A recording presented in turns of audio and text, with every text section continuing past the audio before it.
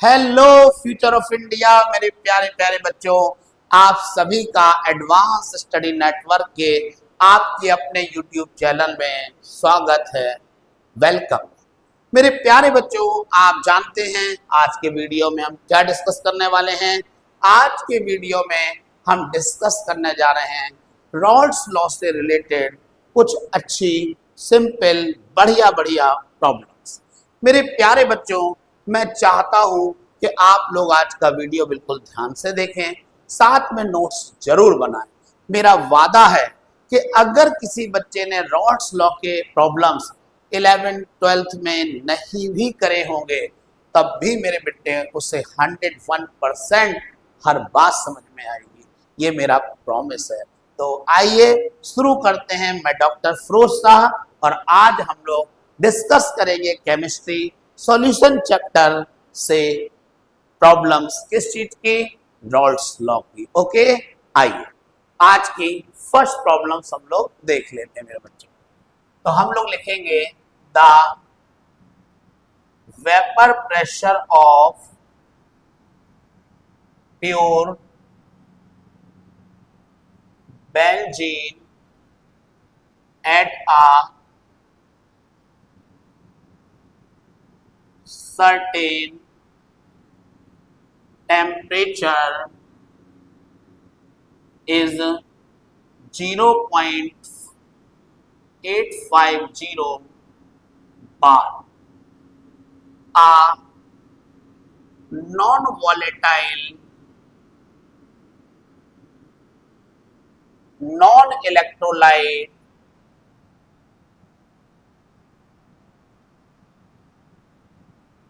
a non-volatile, non-electrolyte solid weighing 0.5 gram when added to 39 gram of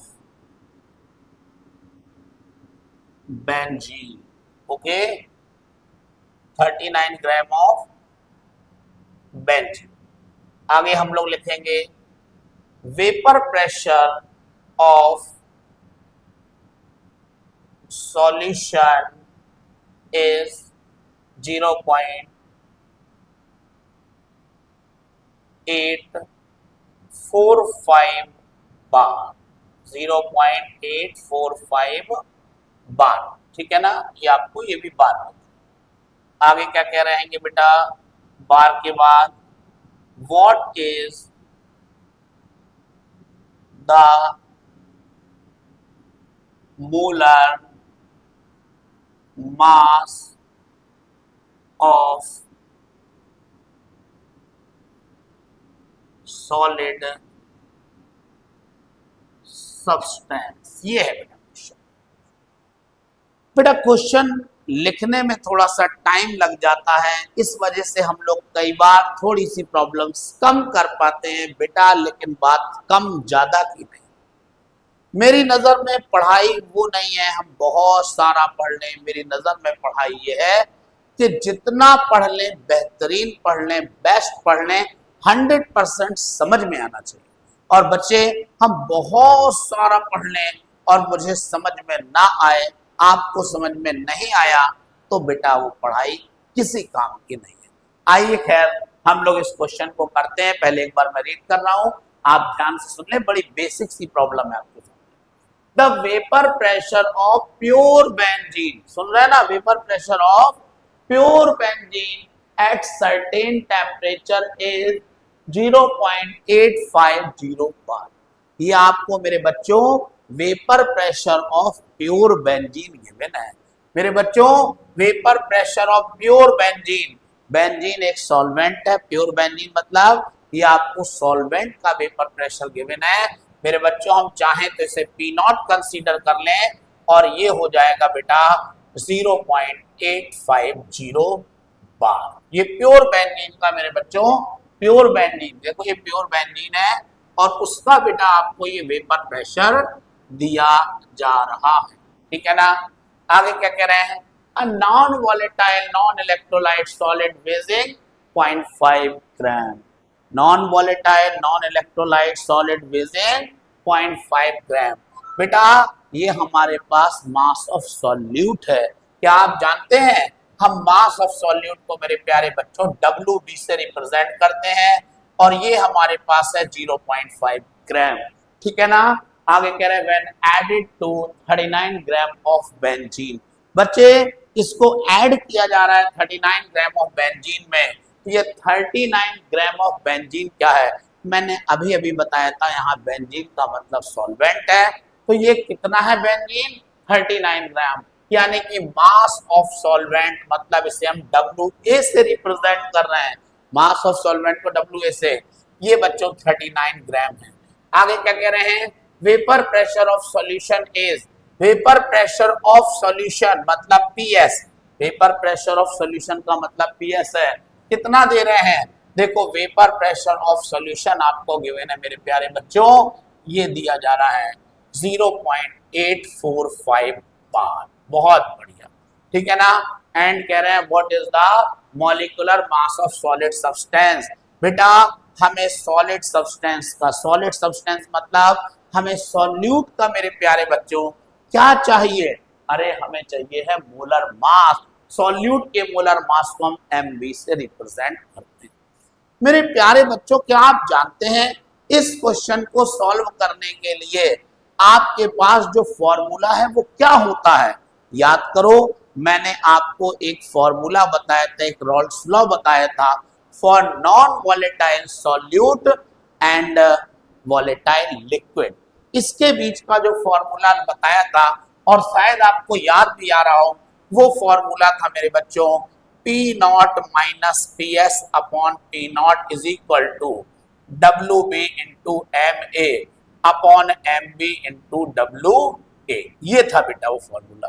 यहाँ P0 क्या था फिर से याद दिला दूं, ये था बेटा, याद रखना है, vapour pressure of pure solvent, PS vapour pressure of solution, P0 फिर vapour pressure of pure solvent, WB बेटा मेरा है mass of solute and MA है बेटा molar mass of solvent, MA molar mass of solvent, MB है molar mass of solute and WA है mass of solvent, mass of solvent WA। मेरे प्यारे बच्चों अगर हमें इस क्वेश्चन को सॉल्व करना है तो कुछ नहीं, आप तो वैल्यू पुट कर लो। आपको मालूम है ना बेटा P0 की वैल्यू कितनी है, हमारे पास है 0.850, PS की वैल्यू कितनी है, ये देखो हमने निकाली है 0.845 अपॉन फिर P0 की वैल्यू कितनी है, तो वही वाली है 0.850। WB कितनी वैल्यू कितनी है बेटा 0.5 है। MA का मतलब है मोलर मास ऑफ सॉल्वेंट। आपको मालूम है क्वेश्चन में सॉल्वेंट क्या है, अरे बेटा इस क्वेश्चन में सॉल्वेंट है बेंजीन, और बेंजीन का मोलर मास हम लोग बहुत बार देख चुके हैं, मैं डायरेक्ट लिख देता हूँ 78 होता है, आप चाहो तो निकाल के देख लो, है ना। अच्छा मोलर मास कितना, मोलर मास ऑफ सॉल्यूट क्या आएगा, तो बेटा ये अपन को फाइंड करना है, देखो यही चीज फाइंड करना है। और WA मास ऑफ सॉल्वेंट है, देखो ये आपको 39 ग्राम दिया जा रहा है, ये पुट कर दिया। बच्चों हमें इसे सॉल्व करना है, इसे लेस करना है, लेस तो कर लोगे ना, अरे लेस करोगे तो देखो आपको मिलेगा 0.005 अपॉन आएगा 0.850 इज इक्वल टू, क्या आप जानते हो 39 से अगर आप चाहें तो इसे 2 बार डिवाइड हो सकता है, और बेटा 2 का अगर मल्टीप्लाई आप 0.5 में करेंगे तो 1.0 अपॉन MB आएगा। तो क्या आप जानते हैं पॉइंट से पॉइंट हटाओ तो MB इज इक्वल टू कितना आ जाएगा बेटा, MB इज इक्वल टू आ जाएगा 850 अपॉन 5। अगर हम 850 का डिवाइड करेंगे तो कितना आ जाएगा 5 का डिवाइड करेंगे 850 में तो आपको मालूम 1 तो आएगा ही और 7 आएगा, 0 आएगा, तो ये हमारे पास आ गया मोलर मास। समझे ना। इसकी यूनिट क्या है, अरे इसकी यूनिट आप ग्राम पर मोल लिख सकते हैं। मोलर मास की यूनिट क्या लिख देते हैं बच्चों हम लोग, ग्राम पर मोल। तो बेटा इस तरीके से बहुत इजीली ये क्वेश्चन सॉल्व हो गया, आ गया, मजा आ गया ना, समझ में आसानी से आया ना, इजीली। बेटा एक बात लेकिन मैं यहाँ पर आपको बता देना चाहता हूँ, क्या बेटा ये जो आप क्वेश्चन कर रहे हैं ना, इसमें ये जो आप फॉर्मूला यूज कर रहे हैं ना बच्चों, एक फॉर्मूला इसके जैसा याद करो, मैंने लास्ट वीडियो में आपको एक फॉर्मूला कैलकुलेट कराया था और वो फॉर्मूला देखो इससे थोड़ा डिफरेंट था। मैं ऊपर लिख देता हूं, यहां जगह है। वो फॉर्मूला था P naught minus P S upon P S is equal to W B into M A upon M B into W A. मैं चाहता हूं बेटा दोनों फॉर्मूले के बारे में आप लोग एक बार फिर से सुन लो। बेटा ये फॉर्मूला मैंने आपको लास्ट वीडियो में ड्राइव कराया था, सॉरी यहाँ पीएस करना, ये ठीक है ना। ये बेटा हमने आपको लास्ट वीडियो में लास्ट में ड्राइव कराया था। मेरे बच्चों जानते हो दोनों फॉर्मूलों में क्या डिफरेंस है? देखो इसमें अपॉन में पी नॉट आ रहा है, इसमें मेरे बच्चों अपॉन में लेकिन देखो पीएस आ रहा है। बेटा ये जो फॉर्मूला है ना, ये केवल बेटा डाइल्यूट सॉल्यूशन के लिए एप्लीकेबल है। बल्कि डाइल्यूट का सॉल्यूशन का मतलब किस पर? जिसमें सॉल्यूट की कॉन्सेंट्रेशन 5% या उससे कम आएगी, वहां बेटा आप ये फॉर्मूला यूज करोगे, कोई प्रॉब्लम नहीं। लेकिन बेटा अगर मान लीजिए सॉल्यूशन कॉन्सेंट्रेट हो रहा है, तब मेरे प्यारे बच्चों आप ये फॉर्मूला मत लगा देना, नहीं तो आंसर डेफिनेटली गलत हो जाएगा। आपको उस कंडीशन में यानी कॉन्सेंट्रेटेड सॉल्यूशन के कंडीशन में आपको मेरे प्यारे बच्चों ये वाला फॉर्मूला यूज करके आंसर निकालना है। तो मैंने एक लमसम में आइडिया दे दिया कि अगर सॉल्यूट की कंसेंट्रेशन 5 लेस देन 5 हो, तब आप ये वाला फॉर्मूला यूज करके आंसर निकालेंगे, और अगर 5 या उससे ज्यादा आ रही है तो आपको फिर ये वाला फॉर्मूला यूज करने में कोई दिक्कत नहीं होना चाहिए। चलिए खैर, इसी बात के साथ बच्चों अब हम प्रॉब्लम नंबर 2 पर आ रहे हैं। मुझे उम्मीद है मेरे प्यारे प्यारे बच्चों को पहली वाली प्रॉब्लम 100% क्लियर हो गई होगी, मजा आ गया होगा। आइए नेक्स्ट प्रॉब्लम हम लोग समझते हैं बहुत मजेदार तरीके से और एकदम स्माइलिंग स्पीड के साथ बच्चों। तो क्या कह रहा है प्रॉब्लम नंबर 2? ये प्रॉब्लम नंबर 1 थे, ये प्रॉब्लम नंबर 2 क्या कह रहा है सुनो। कह रहे हैं the vapour pressure of a 5% aqueous solution by weight दिया है of a non volatile organic compound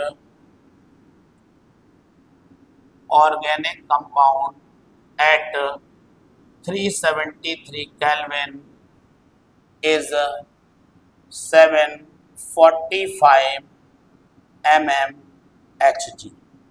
कह रहे हैं calculate the molar mass of the solute. ये मेरे प्यारे बच्चों देखो दूसरी प्रॉब्लम आपके सामने आ गई। प्रॉब्लम क्या है? The vapour pressure of a 5% aqueous solution by weight। 5% aqueous solution है इस बार by weight। आगे कह रहे हैं for a non volatile organic compound, ये ऑर्गेनिक कंपाउंड लिया जा रहा है at 373 kelvin is 745 mmHg। Calculate the molar mass of the solute. Okay, तो बच्चे अब हम लोग कैसे करेंगे? देखो यहाँ हमारे पास 5% एक्वस सॉल्यूशन दिया जा रहा है बाय वेट। इसका मतलब है मास ऑफ सॉल्यूट आप कंसीडर करेंगे 5 ग्राम और मास ऑफ सॉल्वेंट आप कंसीडर करेंगे 100 minus 5 is equal to 95 gram. Sir आपने ऐसा क्यों किया? याद करो मेरे बच्चे, परसेंट में होल वैल्यू 100 होती है। मतलब अगर हम कहेंगे कि मास ऑफ सॉल्यूट 5 ग्राम है तो बिल्कुल सही है, और अगर हम कहेंगे बेटा मास ऑफ सॉल्यूशन कितना है तो बेटा वो परसेंट में 100 ग्राम होगा। लेकिन हमें इन क्वेश्चंस में बेटा मास ऑफ सॉल्वेंट की जरूरत पड़ती है, इसीलिए बच्चे हम 100 में से मास ऑफ सॉल्यूट जो 5 ग्राम था ना, 5 ग्राम माना था ना, वो लेस कर दिया तो बेटा 95 ग्राम आ गया। That is called mass of solvent. आगे बच्चे क्या कह रहेंगे, कह रहे हैं non volatile organic compound at 373 kelvin is 745 mmHg। बच्चों जानते हो ये क्या दिया जा रहा है? अरे बच्चों ये सॉल्यूशन का वेपर प्रेशर दिया जा रहा है। ये सॉल्यूशन का क्या है? Vapour pressure. और सॉल्यूशन के वेपर प्रेशर को पीएस कहते हैं।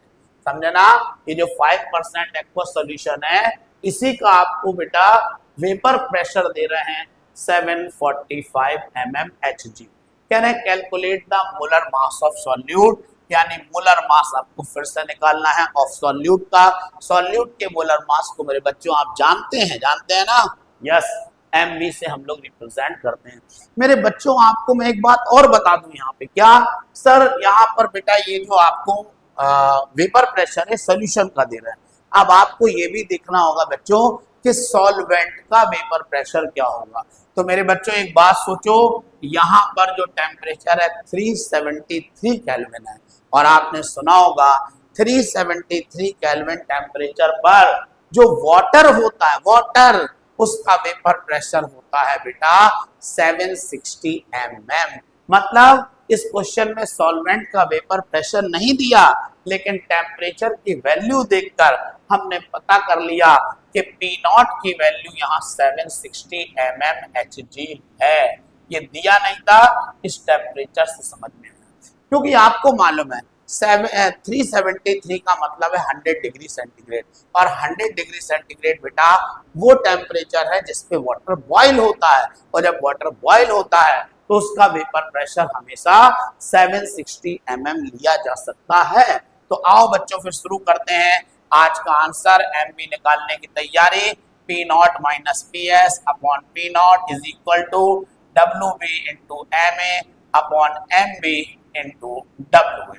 मेरे प्यारे बच्चों पी नॉट की वैल्यू देखो 760 है, पी एस की वैल्यू देखो 745 है, अपॉन फिर से 760, पी नॉट की जगह फिर 760 आ गया, इज इक्वल टू WB देख लो बेटा, मास ऑफ सॉल्यूट है 5 ग्राम। MA को मास ऑफ सॉल्वेंट कहते हैं। जानते हो इस क्वेश्चन में सॉल्वेंट कौन है? अरे बेटा एक्वस सॉल्यूशन है, मतलब सॉल्वेंट वाटर हुआ। तो वाटर का जो मोलर मास होता है वो 18 होता है, फिक्स है ना, ये तो निकाल लेंगे आप, है ना। और MB है मोलर मास ऑफ सॉल्यूट।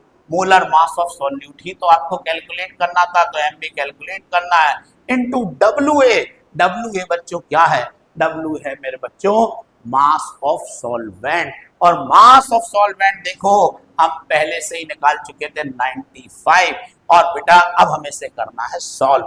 बेटा इसे लेस करेंगे तो जानते हैं कितना आएगा, 15 आएगा, यहाँ 760 आ जाएगा, यहाँ पर इसका मल्टीप्लाई करेंगे तो 90 आ जाएगा, यहाँ MB हो जाएगा, यहाँ बच्चों 95 हो जाएगा। तो MB इज इक्वल टू कितना हो जाएगा, क्रॉस मल्टीप्लाई कर दो तो हो जाएगा 760 इंटू 90 अपॉन 15 इंटू 95, ये आ जाएगा।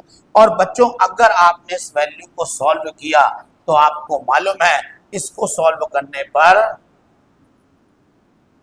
6 बार, और फिर इसका मल्टीप्लाई करेंगे, डिवाइड करेंगे, अप्रॉक्स 48 आएगा molar mass of solute. Unit याद है ना, ग्राम पर मोल, या इसे ग्राम मोल इनवर्स भी आप कह सकते हैं। ये बेटा हमारी दूसरी प्रॉब्लम सॉल्व हो गई। मजा आ गया बच्चों, मजा आ गया ना। दूसरी प्रॉब्लम भी इजीली हम लोगों ने सॉल्व कर ली, जो क्वेश्चन में दिया था बड़े आराम से क्वेश्चन। बेटा आपको मैं एक बात बताना चाहता हूँ, क्या बहुत जरूरी बात है। बहुत सारे बच्चे आपने देखा होगा जब मैं क्वेश्चन कराता हूं तो समझ में बहुत अच्छा आता है, जब खुद करते हैं तो कर नहीं पाते हैं। ऐसा भी कई बच्चों के साथ प्रॉब्लम आती है। तो बच्चों मैं बता दूं आपके पीछे सबसे बड़ा रीजन है जब आप प्रॉब्लम नहीं कर पाते हैं, हम लोग कई बार क्वेश्चन को ध्यान से रीड नहीं करते हैं, और अगर हम ध्यान से रीड नहीं करेंगे तो डेफिनेटली मिस्टेक होगी।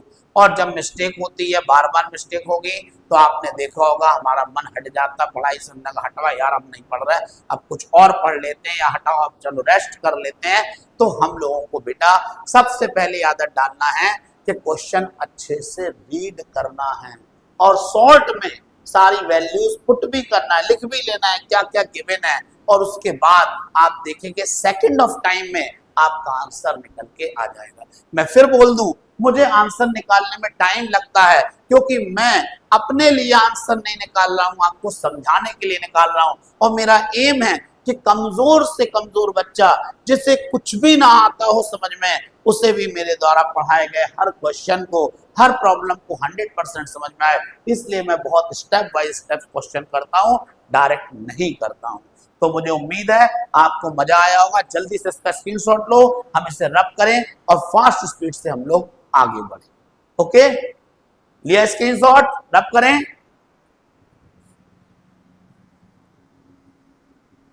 चलिए, तो देखिए जबरदस्त तरीके से रबिंग चल रही है और व्हाइट बोर्ड मेरा ब्लैकनेस में फिर से आज कन्वर्ट हो रहा है।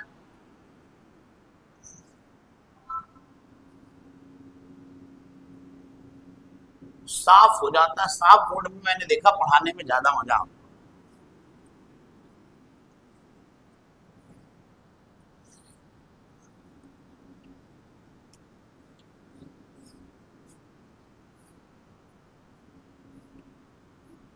चलिए, काफी देर हम लोगों ने इसको साफ करने की कोशिश करी और मैक्सिमम साफ हो गया जितना मैं कर सकता था। आइए स्टार्ट करते हैं बच्चों, अब हम अगली प्रॉब्लम। लेकिन प्यारे बच्चों, अगली प्रॉब्लम पे तो हम आ ही जाएंगे। पहले एक बात आपको बताता हूं। क्या तुम्हें मालूम है, ये जो तुम Rawls law problems problems problems करते हो और करोगे अभी आगे तक, जिसका क्वेश्चन जी मेंस और नीट में कंपलसरी आएगा। बच्चों, ये जो रॉल्स लॉ है ना, एक्चुअली ये ड्रीम की तरह है। ड्रीम मतलब सर क्या रियल नहीं है? नो बेटा, रियल नहीं है। जैसे आपने सुना होगा गैस इक्वेशन, और गैस इक्वेशन जो है ना, PV is equal to NRT, वो भी याद करिए रियल नहीं है, वो भी ड्रीम है। वो भी आइडियल गैस पर लगता है, रियल गैस पर ठीक तरीके से फॉलो नहीं होता बेटा। सेम इसी तरीके से जो रॉल्स लॉ है ना, ये भी एक ड्रीम है, एक सपना है केवल। और ये बस ध्यान रखने वाली बात है कि जो रॉल्स लॉ है ये फॉलो होता कहां है सबसे बढ़िया तरीके से? Dilute solution. जो सॉल्यूशन जितने ज्यादा पतले होते जाएंगे, पतला मींस डाइल्यूट होते जाएंगे, उन पर मेरे बच्चों रॉल्स लॉ उतनी ही अच्छी से अप्लाई होगा, उतना ज्यादा फॉलो करेगा वो रॉल्स। और मेरे बच्चों, अगर हम लोग सॉल्यूट की कॉन्सेंट्रेशन को अप्रोक्स 0 के आसपास ले जाएं, तो जानते हो, अरे आइडियल तो छोड़ो, नॉन आइडियल सॉल्यूशन भी रॉल्स लॉ फॉलो करते हैं। जो नॉन आइडियल है, अगर आपने सॉल्यूट की कॉन्सेंट्रेशन अप्रोक्स 0 पर ले गए, तो उस कंडीशन में तो जो आइडियल है वो तो करेंगे, नॉन आइडियल भी करने लगते हैं रॉल्स लॉ को फॉलो। तो आइए अपनी इसी इंपॉर्टेंट बात के साथ हम लोग स्टार्ट करते हैं अगली अपनी प्यारी सी क्लास, कंटिन्यू करते हैं। तो बेटा नेक्स्ट प्रॉब्लम पर मैं आ रहा हूं। मैं चाहता हूं सारे बच्चे नेक्स्ट प्रॉब्लम को देखें।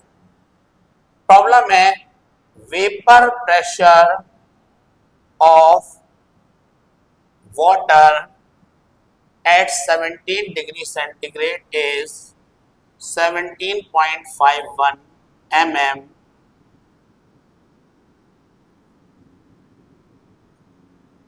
Lowering of vapor pressure of an aqueous solution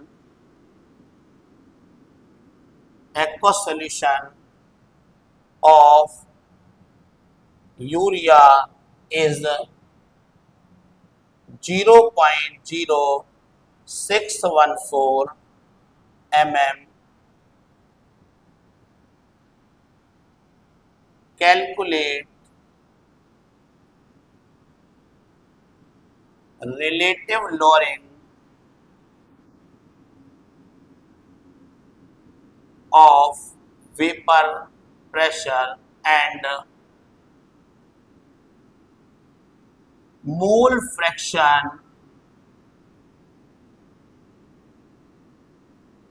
mole fraction of water. ये देखिए नेक्स्ट प्रॉब्लम मेरे बच्चों हमने आपके सामने रख दी। और क्या है ये प्रॉब्लम? तो ये प्रॉब्लम कह रही है, प्रॉब्लम में स्टार साइन लगा दो। Vapour pressure of water, vapour pressure of water at 17 degree centigrade, 17 degree centigrade vapour pressure of water है बेटा। ये एट 17 डिग्री सेंटीग्रेड कितना है बेटा? ये 17.5 mm है मेरे बच्चे। Vapour pressure of water, water मतलब सॉल्वेंट, यानी कि पी नॉट की वैल्यू गिवन है 17.51 mm। कह रहे हैं lowering of vapour pressure of an aqueous solution, सुन रहे हैं? lowering of vapor pressure of an aqueous solution of urea is 0.0614 mm। सुन रहे क्या हो गया ये? अरे ये आपको दे दिया गया, यहां पर देखो ध्यान से, lowering of vapor pressure। Sir ये क्या होता है? अरे lowering of vapor pressure का मतलब होता है P naught minus P S. जो P naught minus P S की वैल्यू होती है ना मेरे बच्चे, उसी को बोलते हैं लोअरिंग ऑफ वेपर प्रेशर। मतलब आपको इस बार direct P naught minus P S की वैल्यू गिवन है। बहुत बढ़िया। Calculate the relative lowering of vapour pressure. बच्चे आपको relative lowering of vapour pressure, ये बच्चे आपको फाइंड करना है। साथ में एक चीज और पूछ रहा, देखो जरा, मोल फ्रैक्शन ऑफ वाटर, यानी आपको वाटर का मोल फ्रैक्शन भी फाइंड करना है। ये दो चीजें हैं जो आपको फाइंड करने के लिए कहा गया। बच्चों कैसे करेंगे? बहुत आसान। Relative lowering of vapour pressure का फॉर्मूला क्या होता है? तो मैं याद दिलाऊं आपको, याद करो। मैंने आपको नॉन वॉलेटाइल सॉलिड और वॉलेटाइल लिक्विड के लिए एक फॉर्मूला बताया और एक फॉर्मूले के साथ एक डेफिनेशन बताई, और वो डेफिनेशन थी relative lowering of vapour pressure of solution equal to the mole fraction of solute. और याद करो वहां पर हमने, ध्यान देना, relative lowering of vapour pressure, इस वर्ड की जगह मैंने वहां लिखा था P naught minus P S upon P naught. नहीं हो तो लास्ट वीडियो देख लो अपना, मेरा पिछला वाला वीडियो। पी नॉट माइनस, इसकी जगह जो relative lowering of vapour pressure है, ध्यान देना, इसकी जगह मैंने ये वाला टर्म लिखा था। और तो और मैंने एक बात और बताई थी, भूल गए, कि ये जो चीज थी ना relative lowering of vapour pressure, इसके बारे में किसने बताया था? याद दिलाओ कमेंट करके। मैंने बताया है ये वाला पॉइंट, ओके? कमेंट करके बताना किसने बताया था, किसने डिसाइड किया था। चलिए आगे बढ़ते हैं। अब बच्चों हम लोग आते हैं यहाँ पर वैल्यू, चलो पुट कर दो। तो P naught minus P S की देखो वैल्यू अपन को डायरेक्ट गिवन है 0.0614, और पी नॉट की वैल्यू देखो ये 17.51। अब बच्चों हमें क्या करना है, इसको कैलकुलेट करना है। आपको मालूम, ये वाला पॉइंट हटाओगे, ये पॉइंट हटाओगे, नीचे डबल जीरो और आ जाएगा। अब अपन इसको डिवाइड करेंगे तो डिवाइड करने पर हमें जानते हो क्या मिलेगा? हमें मिल जाएगा बेटा डिवाइड करने पर 0.0035। ये आ गया हमारे पास relative lowering of vapour pressure. ये relative lowering of vapour pressure की वैल्यू हमने यहां पर निकाल ली है 0.0035। मेरे बच्चों अभी बात खत्म नहीं हुई है, अभी तो पिक्चर बाकी है ना? यस। कैसे? अरे मोल फ्रैक्शन कौन फाइंड करेगा भाई? वाटर का। अब ये कैसे आएगा सर? याद करो फिर वही वाला formula, relative lowering of vapour pressure of solution equal to the mole fraction of solute. यही तो मैंने लॉ बताया था। किसके लिए? अरे नॉन वॉलेटाइल सॉल्यूट और वॉलेटाइल लिक्विड के लिए मैंने बताया था, तो आप लिख दो, तुरंत लिख दें। ओके, हम लोग लिखेंगे relative lowering of vapour pressure of solution equal to the mole fraction। यार जगह कम पड़ जाएगी भाई अगले क्वेश्चन के लिए, मैं तो नीचे लिख देता हूं, मोल फ्रैक्शन ऑफ सॉल्यूट। ये है बेटा, क्या आपको याद आया? आपने relative lowering of vapour pressure इतना निकाला है, तो आप इसकी जगह ये पुट कर दो। तो 0.0 हमने क्या करा, 0.0035 इज इक्वल टू हो गया मोल फ्रैक्शन ऑफ सॉल्यूट। बहुत से बच्चे तो इतने ही में खुश हो जाते, आंसर आ गया, सब आंसर आ गया। नहीं बेटा, आंसर कहाँ आया अभी?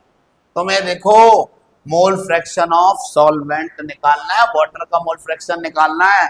ये तो मोल फ्रैक्शन ऑफ सॉल्यूट आया, तो फिर वाटर का कैसे आएगा? अरे कैसी बात कर दी। तो मैं याद है, पूरे सॉल्यूशन का मोल फ्रैक्शन हमेशा 1 होता है। कितने बार तो मैंने वीडियो में बताया है ना, याद आ गया होगा। पूरे सॉल्यूशन का मोल फ्रैक्शन 1 है, और आपको मालूम है सॉल्यूट का इतना है, तो 1 में से लेस कर दो तो सॉल्वेंट का आ जाएगा। तो mole fraction of water is equal to आ जाएगा 1 माइनस 0.0035। तो बेटा वाटर का मोल फ्रैक्शन फाइनली आ जाएगा 0.9965, और ये हमारे पास आ गया। सर मोल फ्रैक्शन की यूनिट क्या लिख दें? अरे भाई सब कुछ मत लिख देना, नहीं तो गड़बड़ हो जाएगा। मोल फ्रैक्शन की याद रखो, कोई यूनिट नहीं होती है मेरे बच्चों।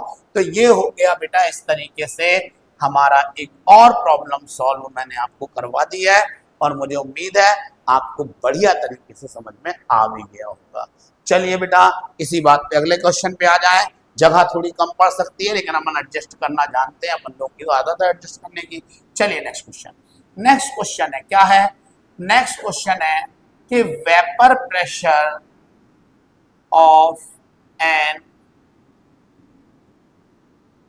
aqueous solution of glucose, vapor pressure of an aqueous solution of glucose is 750 mm at 100 degree centigrade. Calculate the molality and mole fraction of solute। सुन रहे हैं क्या कह रहा है? एक बार प्रॉब्लम रीड कर दें। Vapour pressure of an aqueous solution of glucose 750 mm, ठीक है ना। तो vapour pressure of glucose solution दे रहे हैं। Vapour pressure of glucose solution का मतलब पीएस आपको दे रहे हैं। कितना दे रहे हैं मेरे बच्चों? 750 दे रहा है बेटा, 750 mm। आगे क्या कह रहा है? 100 डिग्री सेंटीग्रेड। लो भाई साहब, टेम्परेचर 100 हुआ और वाटर बॉयल हो गया, और जब वाटर बॉयल हो गया तो सॉल्वेंट का वेपर प्रेशर दिया नहीं है, अपने आप 760 mm हो गया। सर 760 कहां से आया? 760 कहां से आया? अरे भाई साहब कहीं से नहीं आया। क्वेश्चन में टेम्परेचर 100 डिग्री सेंटीग्रेड करा, वाटर आपको मालूम है 100 डिग्री सेंटीग्रेड पे ही तो बॉयल होता है, और वाटर बॉयल हुआ तो वेपर प्रेशर सॉल्वेंट का अपने आप 760 हो जाएगा। अब आ जाओ कैलकुलेट द मोलैलिटी। तो आपको स्मॉल है मोलैलिटी कैलकुलेट करना है, and mole fraction of solute calculate करना है। ये है आपका क्वेश्चन। क्या प्रॉब्लम भाई इसमें? अरे ये तो चुटकियों में बच्चों का खेल है, ये कैसे? देखो जरा याद करो, relative lowering of vapour pressure equal to mole fraction of solute.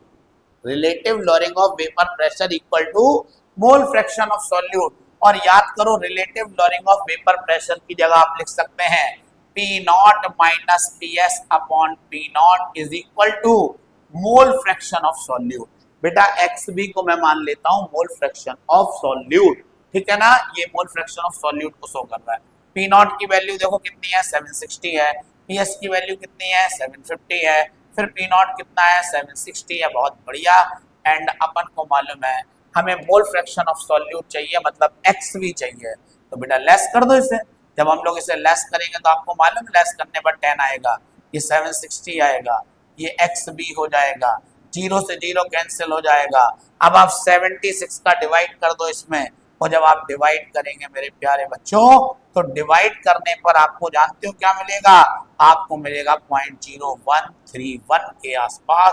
और भूलना मत क्या सर मोल फ्रैक्शन की कोई यूनिट नहीं होती है, मैं कितने बार बता चुका हूं, हर बार बताता हूं, बार बार बताता हूं और आगे भी बताता रहूंगा, ठीक है। तो ये हमारे पास आ गया मेरे बच्चों मोल फ्रैक्शन।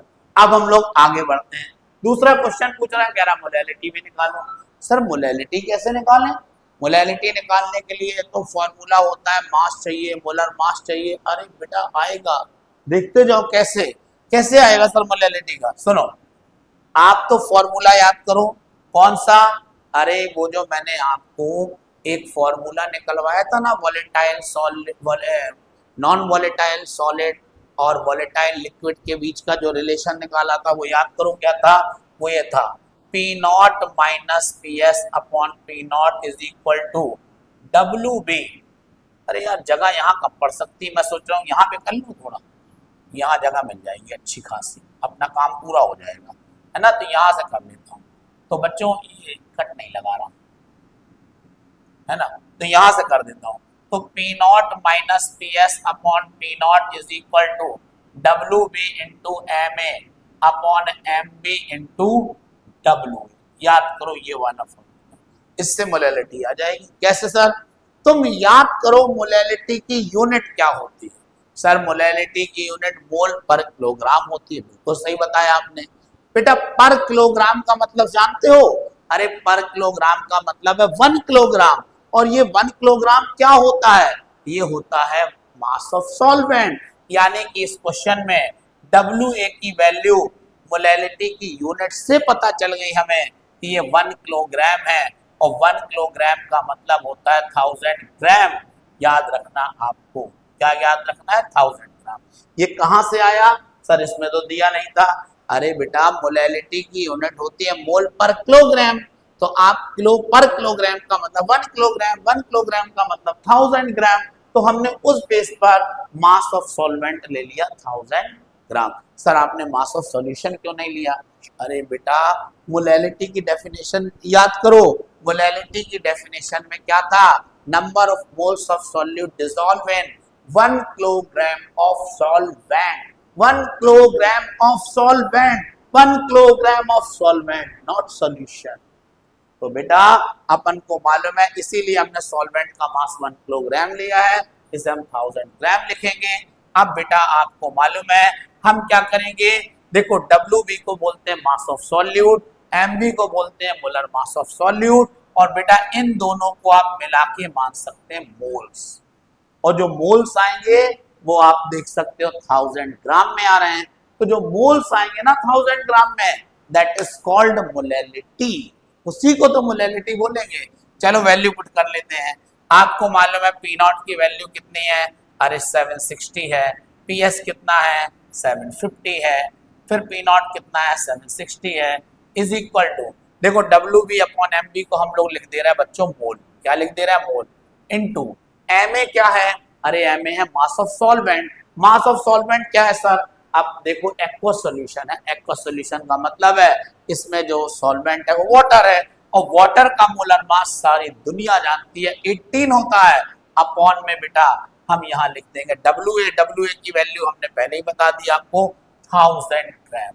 तो बेटा अपने पास आपको लेस कर दे इसको और थोड़ा सॉल्व कर लें, तो ये आ जाएगा बेटा 10, ये हो जाएगा 760 इज इक्वल टू हो जाएगा मोल, इनटू हो जाएगा 18, अपॉन हो जाएगा मेरे प्यारे बच्चों 1000, तो मोल्स इज इक्वल टू क्या आ जाएगा moles is equal to cross multiply करेंगे 10 इंटू 1000 अपॉन आ जाएगा 18 इंटू 760 और इसे सॉल्व करेंगे तो अपने पास मोल इज इक्वल टू कितना आएगा। तो मेरे बच्चों इसे सॉल्व करने पर मोल आएंगे हमारे पास 0.73। याद रखना ये मोल जो आए हैं ना ये बच्चों पर किलोग्राम ऑफ सॉल्वेंट में आए हैं। जब कोई मोल पर किलोग्राम ऑफ सॉल्वेंट में आते हैं दैट इज कॉल्ड मोलैलिटी। उसी को मोलैलिटी बोलते हैं। तो जो मोल है ना उसी को आप चाहो तो मोलैलिटी भी बोल सकते हो। और ये 0.73 है, आप चाहो तो जीरो और लगा दो आगे तो हो जाएगा 0.713। 0.73 मोल पर केजी ये मोलैलिटी हमारी आ चुकी है। ओके ना, समझ में आया ना, क्लियर है ना। और इस तरीके से मैं चाहता हूं जल्दी से स्क्रीनशॉट लो, इसे रब करेंगे लेकिन पानी भी थोड़ा सा पिएंगे अब हम। और अब मैं पानी पीता हूं, तब तक आप स्क्रीनशॉट ले लो, आगे बढ़ते हैं।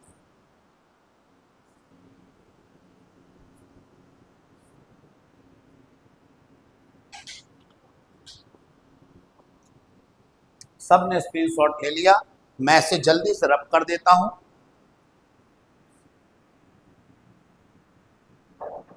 और देखो मैंने इसको ज्यादा गीला करवा लिया ताकि जल्दी से बिल्कुल साफ हो जाए।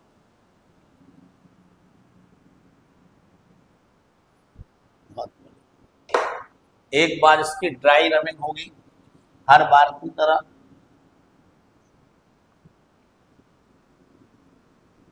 चलो इसको भी रब करते हैं। अभी फिलहाल उस फॉर्मूले का यूज भी नहीं था और आगे कुछ क्वेश्चंस आएंगे, आज तो फिलहाल वो नहीं आएंगे जिसमें हम ये वाला फॉर्मूला यूज करेंगे।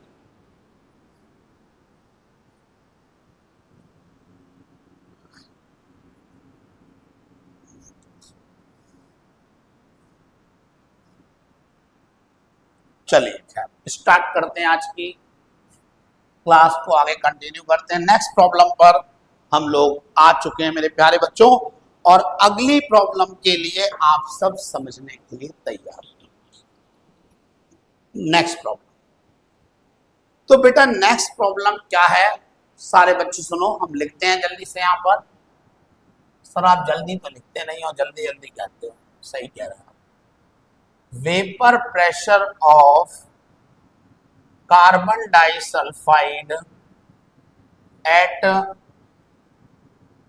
320 Kelvin is 854 mm of 854 mm Hg।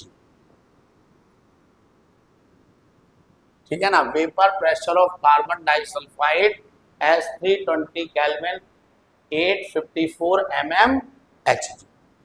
आगे कह रहे हैं a solution of 3 gram sulfur 3 gram of sulfur in 150 gram carbon disulfide has vapor pressure equal to 849 mm Hg. What is the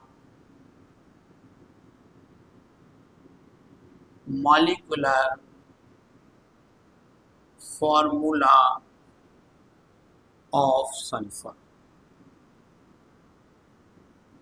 What is the molecular formula of sulfur? देखिए बेटा question में क्या कहा जा रहा है, बढ़िया प्रॉब्लम है, चेंज हो गई प्रॉब्लम। कह रहे हैं vapour pressure of carbon disulphide at 320 Kelvin is 854 mm Hg। ठीक है ना, vapour pressure of carbon disulphide at 320 Kelvin is 854 mm Hg। ये बेटा vapour pressure of carbon disulphide है, मतलब सॉल्वेंट का वेपर प्रेशर। मतलब ये पी नॉट है, कितना है, ये है बेटा 854 mm। Okay, a solution of 3 gram sulphur, 3 gram sulphur, अरे मास ऑफ सॉल्यूट है WB 3 gram, 3 gram sulphur in 150 gram carbon disulphide, in 150 gram carbon disulphide, 150 gram carbon disulphide मतलब मास ऑफ सॉल्वेंट WA है 150 ग्राम। आगे क्या कह रहा है, has vapour pressure equal to 849। ये जो 849 mm वेपर प्रेशर है ना बेटा, ये जानते हो किसका वेपर प्रेशर है, अरे ये वेपर प्रेशर ऑफ सॉल्यूशन है।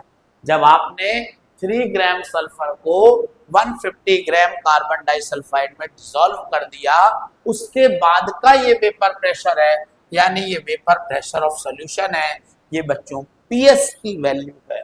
ओके, आगे क्या कह रहे हैं मेरे बच्चों, what is the molecular formula of sulphur. मेरे बच्चों इस बार हमें सल्फर का मॉलिक्यूलर फॉर्मूला फाइंड करना, समझे ना, क्या फाइंड करना है, हमें molecular formula of sulphur, sulphur ये फाइंड करना। बहुत बढ़िया, कैसे करोगे बेटा, जब भी किसी क्वेश्चन में आपसे कहा जाए सल्फर का मॉलिक्यूलर फॉर्मूला फाइंड करो या किसी भी दूसरी चीज का मॉलिक्यूलर फॉर्मूला फाइंड करो, मॉलिक्यूलर फॉर्मूला, तो बच्चों मॉलिक्यूलर फॉर्मूला फाइंड करने के लिए आपको पहले मोलर मास चाहिए पड़ेगा। बिना मोलर मास के मॉलिक्यूलर फॉर्मूला नहीं आ सकता, तो पहले आप मोलर मास निकालने की तैयारी करें। सर ये कैसे, अरे कितने बार बताऊं, फॉर्मूला तुम्हें मालूम है, P naught minus P S upon P naught is equal to W B into M A upon M B into W A. इससे आप मोलर मास निकाल लेंगे सॉल्यूट का, एम बी निकाल लेंगे, और जब मोलर मास आ जाएगा तो अभी चुटकी बजाते ही मॉलिक्यूलर फॉर्मूला भी आ जाएगा। तो चलिए यहाँ पर पी नॉट की वैल्यू है 854, पी एस की वैल्यू है देखो 849, फिर पी नॉट की वैल्यू है मेरे प्यारे बच्चों कितनी 854 is equal to W B का बच्चों क्या है, मास ऑफ सॉल्यूट। देखो ये मास ऑफ सॉल्यूट 3 ग्राम है, एम ए क्या है, अरे एम ए है मास और molar mass of solvent. M A क्या होता है बच्चों, एम ए होता है मोलर मास ऑफ सॉल्वेंट। तो बच्चों कितना रखोगे मोलर मास ऑफ सॉल्वेंट, तो भाई साहब कार्बन डाइसल्फाइड का मोलर मास क्या आप निकाल नहीं पाएंगे, बताओ क्या आप कार्बन डाइसल्फाइड का, हमें निकाल के देख लेते हैं, चलो कार्बन डाइसल्फाइड का तो सी का आपको मालूम है 12 है, एस का कितना होता है 32 इंटू 2 कर दो, इसको कैलकुलेट कर लो, और जब आप इसे कैलकुलेट करोगे तो आपको ये मिलेगा अप्रोक्स 76, ठीक है ना, क्योंकि ये 64 हो जाएगा, 64 में 12 ऐड करोगे 76 आ जाएगा, तो बेटा 76 कर दिया है ना। तो अब आ जाओ यहाँ पर एम बी तो हमें फाइंड करना है तभी आंसर आएगा, और डब्ल्यू ए है बेटा मास ऑफ सॉल्वेंट। मेरे बच्चों मास ऑफ सॉल्वेंट देखो हमारे पास 150 ग्राम है, चलिए तो हम लोग क्या कर रहे हैं बच्चों, इसे लेस कर दे रहे हैं, लेस करने पर यहाँ आएगा 5, ये हो जाएगा 854 is equal to 3 into 76 upon M B into 150। तो बच्चों M B is equal to कितना आ जाएगा, हम लोग क्रॉस मल्टीप्लाई करेंगे तो M B is equal to 3 into 76 into 854 upon 5 into 150। बच्चों इसे आप सॉल्व करेंगे तो आपको एम बी की वैल्यू कुछ ना कुछ जरूर मिलेगी, और ये 259.6 के आसपास आपको मिल जाएगी। ये मोलर मास आया, अभी आंसर नहीं आया, अपन को मॉलिक्यूलर फॉर्मूला ऑफ सल्फर चाहिए, जानते हो अब कैसे आएगा, तो भाई साहब इसको हम यहाँ से उठाते हैं और अब फिर से ऊपर जगह के हिसाब से हम ले जाते हैं और यहाँ हम कर लेते हैं। चलो सुनो, देखो बेटा हम लोग लिखेंगे कि मॉलिक्यूलर फॉर्मूला ऑफ सल्फर क्या होता है, तो molecular formula of sulphur is equal to होता है SN। जब भी मॉलिक्यूलर फॉर्मूला ऑफ सल्फर चाहिए है तो आप लिखोगे SN। और N क्या है बेटा, यही तो मेन चीज है, बस ये निकाल लिया तो कहानी खत्म। N इज इक्वल टू मेरे बच्चों होता है मोलर मास, मोलर मास अपॉन होता है इंपेरिकल फॉर्मूला मास, या इसी को आप simple formula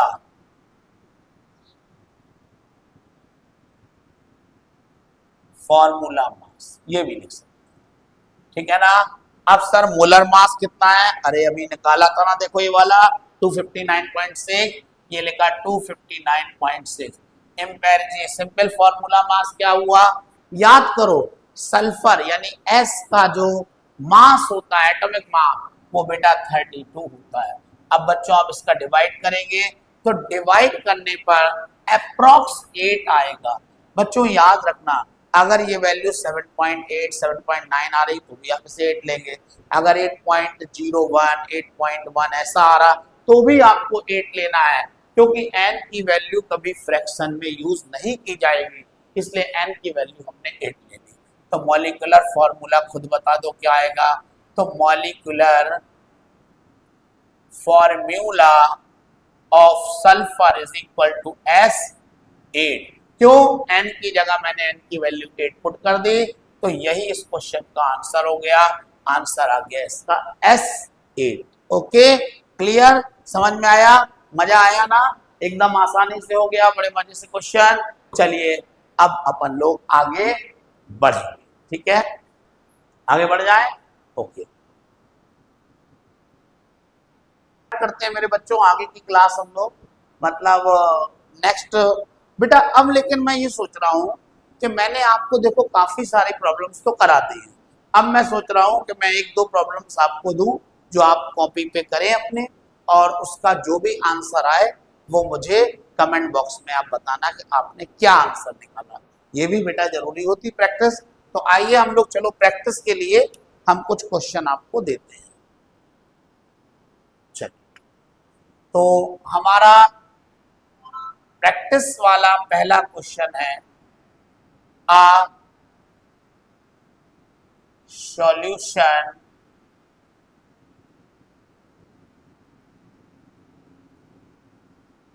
contains methanol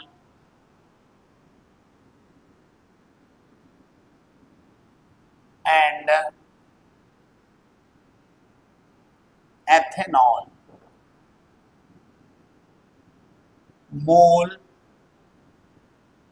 fraction of methanol in solution is 0.6 if the vapor pressure of pure methanol in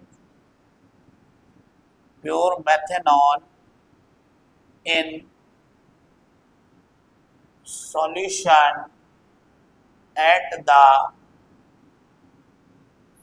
temperature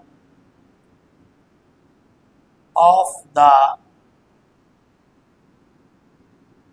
solution is 50 mm Hg. What is the partial vapor pressure of methanol? ये है question. तो आज का मेरे बच्चों मैंने work के लिए, होमवर्क के लिए पहला क्वेश्चन आपके सामने रख दिया है। इसको क्वेश्चन क्या है, a solution contains methanol and ethanol. आगे कह रहे हैं मोल fraction of methanol in solution is 0.6 if the vapor pressure of methanol in solution at the temperature of the solution is 50 mm Hg. What is the partial vapor pressure of methanol? बहुत easy question आपको दिया है, मुझे उम्मीद है आप आराम से कर लेंगे। याद रखना, ये भी लिखना क्या वैल्यू गिवन है, क्या फाइंड करना है, उससे हमारे माइंड में आ जाएगा, फॉर्मूला क्या लगाना और आंसर आ जाएगा। ठीक है, नेक्स्ट क्वेश्चन पे आ जाए। चलो एक क्वेश्चन और देते हैं। The vapour pressure of pure liquid, vapour pressure of pure liquid A at 27 degree centigrade is 40 mm Hg. Can I when liquid A is mixed with liquid B, the partial vapor pressure of liquid A is 32 mm Hg. 32 mm Hg. What is the mole fraction of A in the solution? कह रहे हैं vapour pressure of pure liquid A, read कर रहा हूं मैं, vapour pressure of pure liquid A at 27 degree centigrade 40 mm H। ठीक है, आगे कह रहे हैं when liquid A is mixed with liquid B, the partial vapor pressure of liquid A 32 mm Hg, partial vapor pressure. What is the, आगे कह रहे हैं what is the mole fraction of A in solution? मुझे लगता है मेरे प्यारे बच्चे ये दो क्वेश्चन तो चुटकियों में ही उड़ा देंगे। मुश्किल से आपको 1 मिनट से ज्यादा का टाइम लग ही नहीं सकता और आप कर लेंगे। तो मुझे उम्मीद है आप करके बताएंगे, कमेंट बॉक्स में कमेंट करके बताएंगे और कमेंट करके जरूर बताओ कैसी लग रही है आपको ये क्लास, समझ में आ रहा है, कितना आ रहा है, कैसा महसूस कर रहे हो, क्योंकि मैं अपनी तरफ से पूरी कोशिश करूंगा कि हर वीक से वीक बच्चे को भी मेरी बात क्लियर होना चाहिए। तो बच्चों आज की क्लास को ओवर कर दिया जाए। बाय बाय, जय हिंद।